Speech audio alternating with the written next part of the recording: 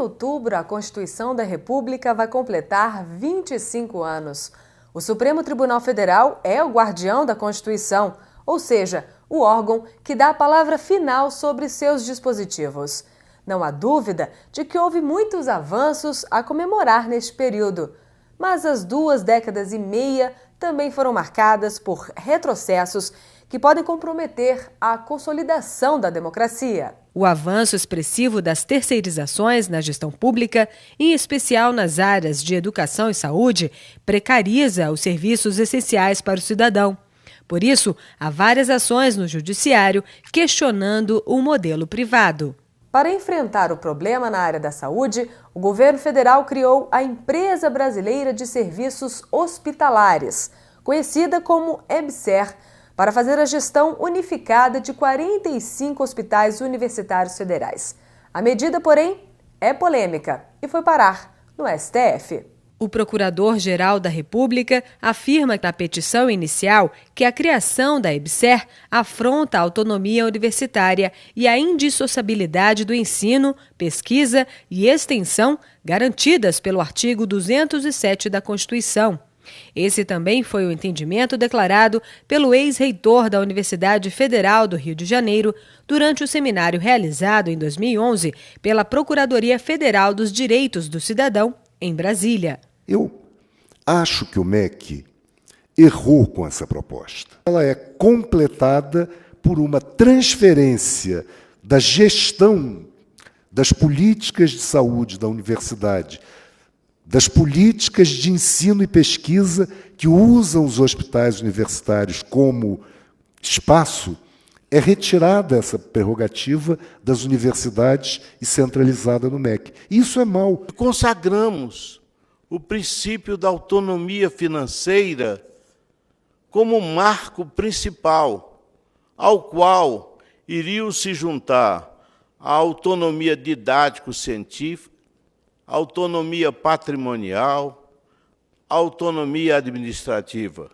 Não pode a lei abstrair elementos essenciais aos fins a que ela se destina.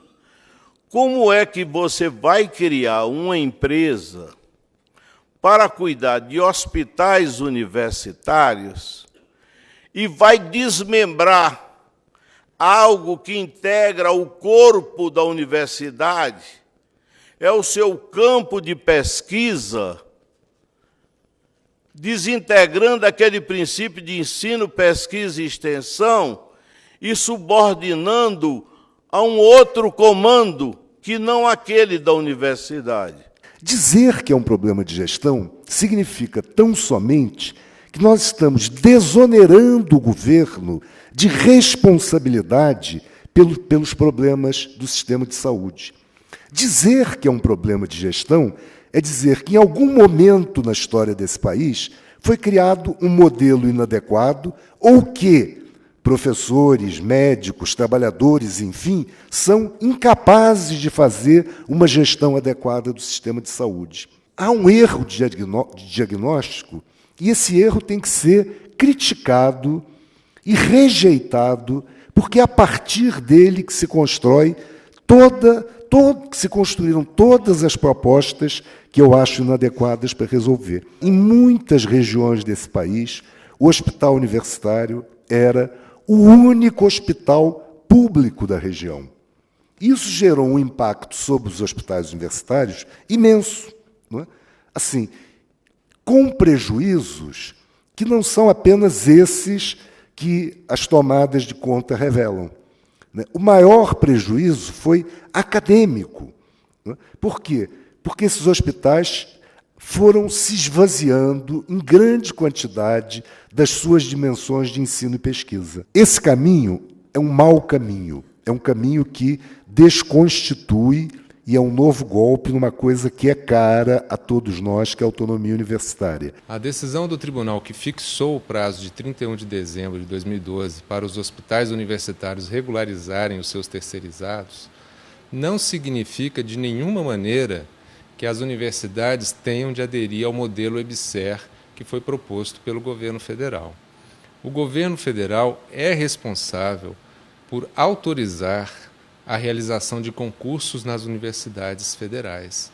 E se elas ainda não fizeram os concursos necessários, é exatamente porque o governo não autoriza, por meio do Ministério do Planejamento e Orçamento, não autoriza os concursos e impõe, utilizando a decisão do TCU como um meio de coação moral imoral, ilegítimo, pretende impor às universidades que aceitem uma verdadeira intervenção nos hospitais universitários, que significa entregar, mediante essa coação moral, a gestão dos hospitais universitários para a EBSER, como se não houvesse dentro da Constituição outro caminho senão esse.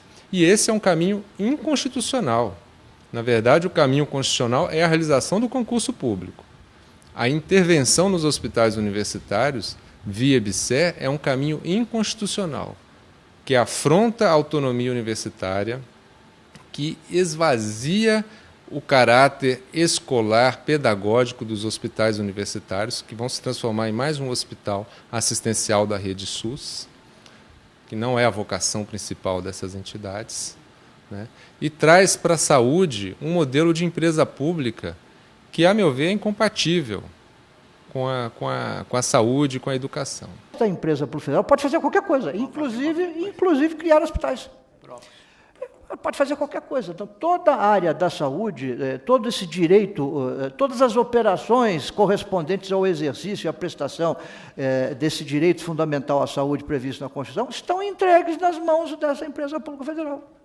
É o caminho inverso da descentralização. Exatamente, é o caminho inverso, é uma concentração absoluta, que vai levar também à concentração da competência da Justiça Federal. Evidentemente que vai. Eu esqueci de dizer uma coisa, é um parâmetro para que estados e municípios façam a mesma coisa. Exatamente. Empresas estaduais de serviços hospitalares e municipais. Exatamente. E vou lhe dizer mais, e penso que a União até que vai ter que ter pulso firme, se isso passar, para evitar que estados e municípios queiram entregar a essa empresa pública federal os seus serviços de saúde.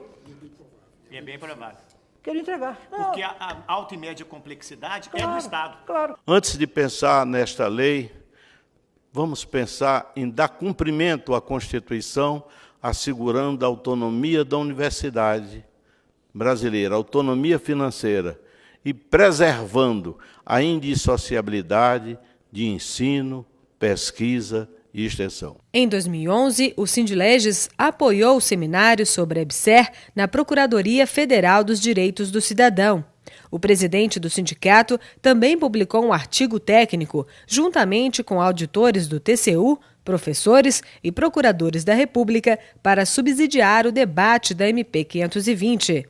O Sindileges acaba de patrocinar a vinda a Brasília do médico e professor da UFRJ para participar das audiências com a vice-procuradora-geral da República e com o ministro Dias Toffoli, relator da ação de inconstitucionalidade ajuizada pelo Procurador-Geral da República contra a EBSER.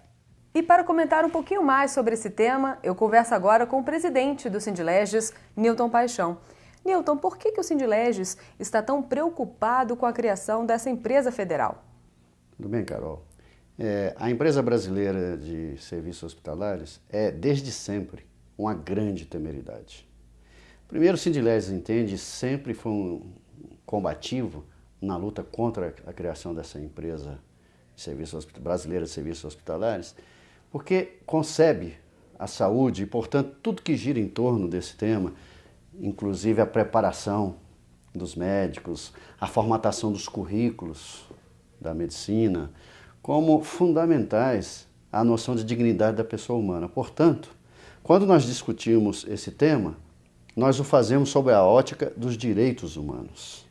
Preocupa-nos, sobremaneira, que essa ingerência privada na formação dos médicos, primeiro, macule a própria atividade universitária e acabe por corromper a autonomia didático-científica, que pode chegar, inclusive, a trabalhar na formatação de novos currículos para o curso de graduação em medicina, o que nos preocupa demais.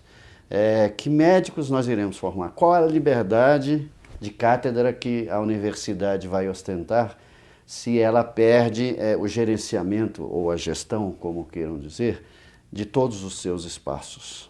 A impressão que nos fica é que isso é muito grave e que nós precisamos reagir à altura e defender, sobretudo, a cidadania. Imagine se o Ministério Público não tivesse gestão sobre o seu quadro de recursos humanos, seu quadro de servidores efetivos. Não teria como prestar à altura as suas grandes missões constitucionais. Então, nós entendemos que a criação dessa empresa é um contrassenso, é voltar à data anterior a 5 de outubro de 88, e nós defendemos veementemente a Constituição, e nós consideramos essa empresa brasileira de serviços hospitalares uma traição ao povo brasileiro. E quem trai a Constituição, além de ser traidor, ele desrespeita o cidadão brasileiro. E o sindicato não pode ser condescendente com traidores da Constituição. Obrigada, presidente Newton Paixão. Portanto, o Sindileges segue na luta pela autonomia didático-científica das universidades. E como dizia o constituinte Ulisses Guimarães, a persistência da Constituição é a sobrevivência da democracia. A nação quer mudar. A nação deve mudar. A nação vai mudar. São palavras constantes do discurso de posse como presidente da Assembleia Nacional Constituinte. Hoje, 5 de outubro de 1988, no que tange à Constituição, a nação mudou. A Constituição certamente não é perfeita. Ela própria o confessa ao admitir a reforma. Quanto a ela, discordar, sim. Divergir, sim. Descumprir, jamais. Afrontá-la, nunca.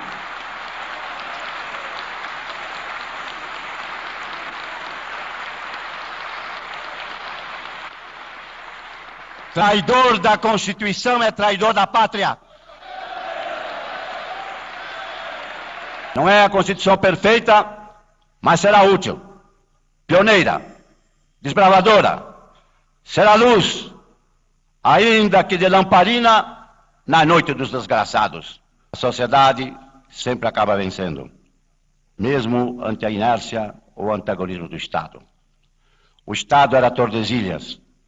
Rebelada, a sociedade empurrou as fronteiras do Brasil, criando uma das maiores geografias do mundo. O Estado, encarnado na metrópole, resignara-se ante a invasão holandesa no Nordeste. A sociedade restaurou nossa integridade territorial com a insurreição nativa de Tabocas e Guararapes, sob a liderança de André Vidal de Negreiros, Felipe Camarão e João Fernandes Vieira, que cunhou a frase da preeminência da sociedade sobre o Estado: desobedecer a El Rei para servir a El Rei. Foi a sociedade mobilizada nos colossais comícios das diretas já que, pela transição e pela mudança, derrotou o Estado usurpador. Termino com as palavras com que eu comecei esta fala. A nação quer mudar. A nação deve mudar. A nação vai mudar.